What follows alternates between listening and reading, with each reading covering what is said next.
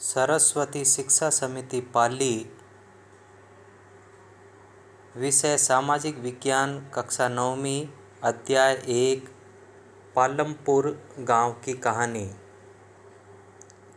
कक्षा 9वीं, विषय सामाजिक विज्ञान की द्वितीय पुस्तक लोकतांत्रिक राजनीति भाग 1 पुस्तक से आज अध्याय 1 पालमपुर गांव की कहानी के बारे में हम सभी अध्ययन करने वाले हैं।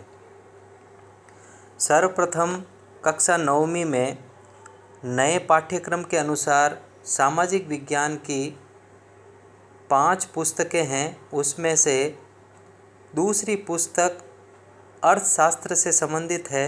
लीजिए, आज उसका पहला अध्याय की हम सभी जानकारी करेंगे, जिसमें पहला पाठ एक काल्पनिक गांव की कहानी है, पालमपुर।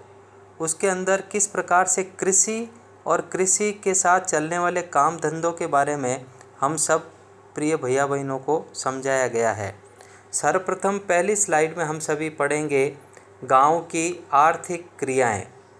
एक काल्पनिक गांव पालमपुर की कहानी हमें किसी भी गांव में विभिन्न प्रकार की उत्पादन संबंधी गतिविधियों के बारे में बताएगी कि भारत में गांव में खेती उत्पादन की प्रमुख गतिविधि है। अन्य उत्पादन गतिविधियों में जिन्हें गैर कृषि क्रियाएं कहा गया है, जैसे लघु विनिर्माण, परिवहन, दुकानदारी आदि शामिल है, अर्थात जो खेती से संबंधित नहीं है। भारत में अधिकतर गांव रोजगार के हिसाब से आत्मनिर्भर थे। प्रत्येक व्यक्ति के पास अपना पुश्तैनी काम धंधा था, जिसके कारण गांव में बेरोजगारी नहीं थी। आइए प्रिय भैया बहन, आगे की स्लाइड में हम जानेंगे कि उत्पादन का संगठन किस प्रकार का था। भारत एक कृषि प्रधान देश है, जिसमें उत्पादन का उद्देश्य ऐसी वस्तुएं और सेवाएं उत्पादित करना है जिनकी हमें आवश्यकता है। वस्तुओं और सेवाओं के उत्पादन के लिए 4 चीज़ें आवश्यक है, जिसमें पहली आवश्यकता है भूमि तथा अन्य प्राकृतिक संसाधन जैसे जल, वन, खनिज। दूसरी आवश्यकता है श्रम, अर्थात जो लोग काम करेंगे। कुछ उत्पादन क्रियाओं में जरूरी कार्यों को करने के लिए बहुत ज़्यादा पढ़े लिखे कार्मिकों की ज़रूरत होती है।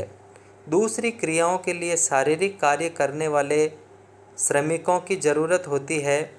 प्रत्येक श्रमिक उत्पादन के लिए आवश्यक श्रम प्रदान करता है।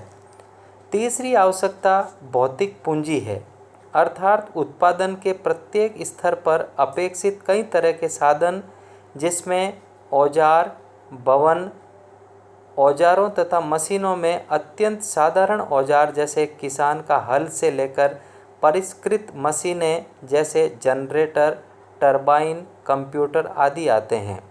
हजारों मशीनों और भवनों का उत्पादन में कई वर्षों तक प्रयोग होता है और उन्हें स्थायी पूंजी कहा जाता है। आइए अगली स्लाइड में हम जानेंगे कच्चा माल और नकद मुद्रा क्या होती है।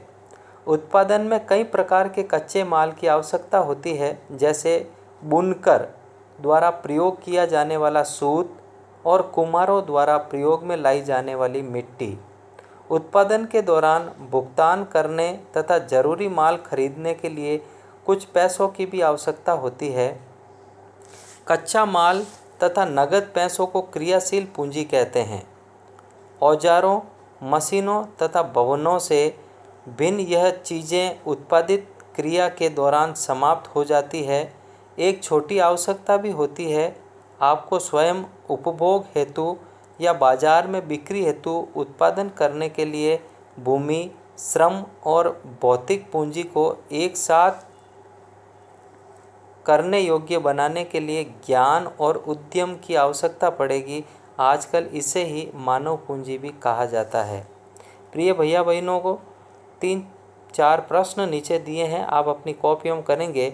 पहला प्रश्न, मानव पूंजी किसे कहा जाता है। दूसरा प्रश्न, कार्यशील पूंजी किसे कहते हैं। तीसरा प्रश्न, गैर कृषि क्रियाएं कौन कौन सी है। चौथा प्रश्न, स्थायी पूंजी किसे कहते हैं। आज के लिए इतना काफ़ी है। अपेक्षा है आप अपनी कॉपियों में काम करेंगे। इसके अतिरिक्त आप अपनी पाठ्य पुस्तकें खरीद ली होगी। पाठ के बारे में विस्तार से आप पुस्तकों में भी जान सकते हैं। बहुत बहुत धन्यवाद।